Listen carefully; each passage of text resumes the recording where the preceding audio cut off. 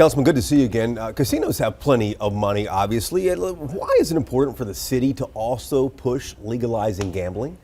Well, I think it's important for us to decide if we as a city want to welcome it into the city. The state's going to make the decision for us if it's legal or not. Right. And if we're sitting around on our hands once it becomes legalized, it's a malpractice for us as a city to not put processes in place and plan for welcoming casinos in. I guarantee you cities like Irving, Grand Prairie, certainly Arlington are already looking at what happens in our city if legalization happens at the state level. If we don't do that as a city of Dallas, we could miss out on the opportunity for the additional tax revenue, the jobs that go along with welcoming a casino in. It's going to happen in our region. We want to make sure we take advantage of it as a city. You sound confident. You think it's going to happen? I think it's going to happen. The state. How soon? I would be shocked if it doesn't happen this session in some fashion or another. We just, in committee this last week, we just talked about what happened in the city of Pittsburgh several years ago. Pittsburgh first, it was allowed through Pennsylvania to legalize gambling, right. And Pittsburgh first welcomed in slot machine types games, and then later welcomed in table games. I would guess the state does something, maybe not full legalization, maybe just a few licenses here and there to sort of test out the waters like they did with medical marijuana. But I foresee something happening in this next session. What kind of vision do you have for gambling in this town? I mean, we've heard about there might be little pockets or little bubbles that might pop up in different areas. We know about the Adelsons that own that property now after they purchased it from Mark Cuban towards Irving, just outside Dallas city limits. What do you foresee for gambling, though? Well, what does it look like, I guess, is the question. I mean, most importantly, regulated. Secondly, tax revenue generation for the city to pay for whatever we decide is needed, additional public safety, infrastructure, parks, libraries. And I would say very careful planning on where it's going to be located. As we heard this last week, you don't necessarily want to put it right in the middle of where the convention center is going to be, because it will create sort of chaos and havoc with convention goers, tourists coming in. Pittsburgh wisely, they said at least, placed it near the Steelers. So you had a lot of parking, a dedicated area that's kind of away from single family neighborhoods. And not also in the middle of all this other stuff going on. So you think of a football stadium as a destination, so is a casino for tourists, really. Talk about let me ask you this. Dallas has a lot of things it would like to fund, I'm sure, police and fire pension being one of them. What kind of income do you think gambling could bring to the city? How could it help the bottom line? Well, I mean, it's going to be up to the state on how much we are allowed as a municipality to tax beyond whatever the state's going to tax. So we've got to think it's going to be much smaller. We can only really compare to what other cities have done. Right. And as we heard, I hate to just be using Pittsburgh, but that's the one example I have.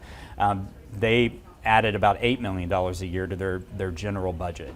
We're a city much, much bigger than that, so I anticipate us looking at tens of millions that could be added into our budget. And frankly, that is a drop in the bucket, really, for what our pension obligations are for our police and fire and our civilian employees. So, I mean, it's needed. The money is needed. 8 million is a rounding error, though, almost, when you're talking about a city's budget like Dallas's. That's right. There is some pushback from some of your colleagues on council about this. Do you think this will end up as a priority for the city of Dallas?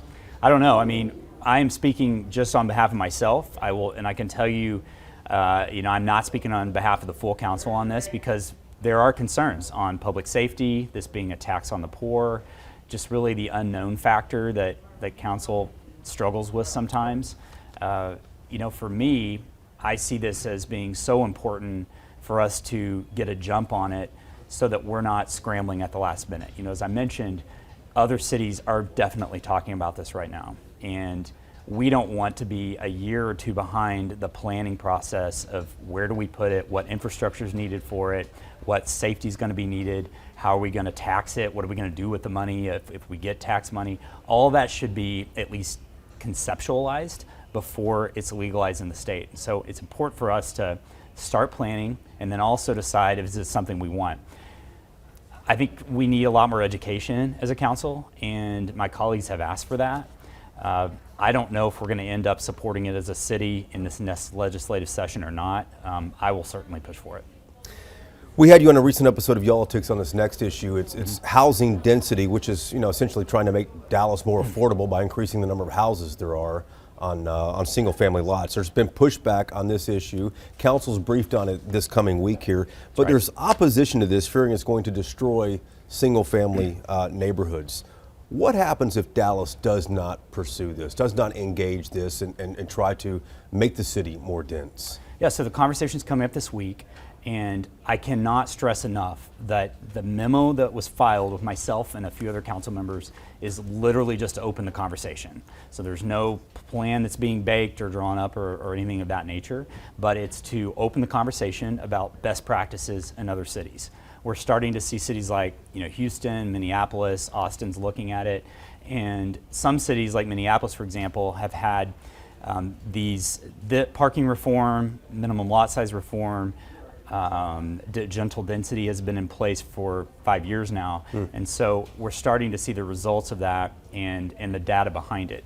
And the review that I've done so far, and the research I've read at least, has said that you don't see a massive destruction of, you don't see really any. It's really infill properties, vacant lots is where you see this construction happening. And on the vacant lots would be like multifamily, duplexes, triplexes, maybe inside these single-family neighborhoods. Is that right?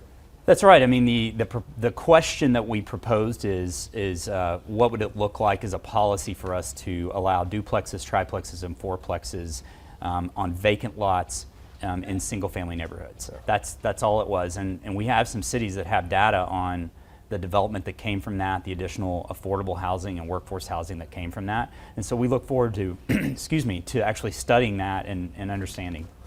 Dallas, though, is fast becoming unaffordable, like a lot of big cities in this state. What happens if Dallas doesn't pursue this? Well, we have a recent study from the Child Poverty Action Lab, which is a trusted nonprofit data source here in the city, that told us, it was spring last year, that we have a shortage of 33,000 units for people who make around $50,000 a year. If we do nothing, we literally just keep doing what we're doing as a city, we're going to be looking at a shortage of upwards of 80,000 by 2030.